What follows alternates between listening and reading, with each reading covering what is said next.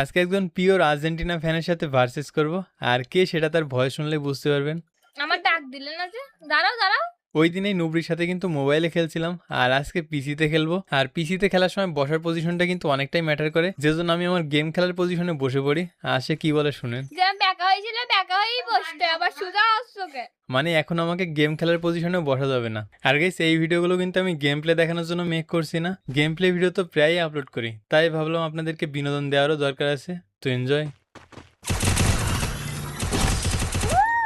ছাপড়ি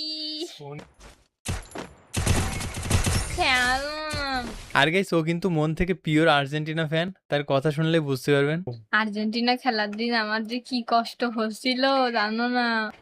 কি ব্যাপারে কাজ করছে না কেন? আমি মাগো এই না, সত্যি বেশি হয়ে যায়, তোমার একটু বেশি বাড়ানি হয়ে গেছে, একদম এই বাড়ানি ঘুষে যাবে। আমি তো কানবো। আর গাইস, এই টাইপের ভিডিওগুলো কেমন লাগে কমেন্টে জানাবেন। যদি আপনাদের পছন্দ না হয় তাহলে আর বানাবো না, আর যদি পছন্দ হয় সেটাও কমেন্টে জানাবেন। তো এনজয়। ও কি আইকিউ। ও এ সরি। তো যাই হোক, এভাবেই রাউন্ডগুলো জিততে থাকি।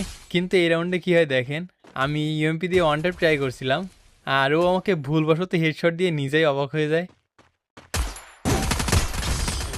ও কিভাবে লাগলো এটা? আরে ইমোট কই?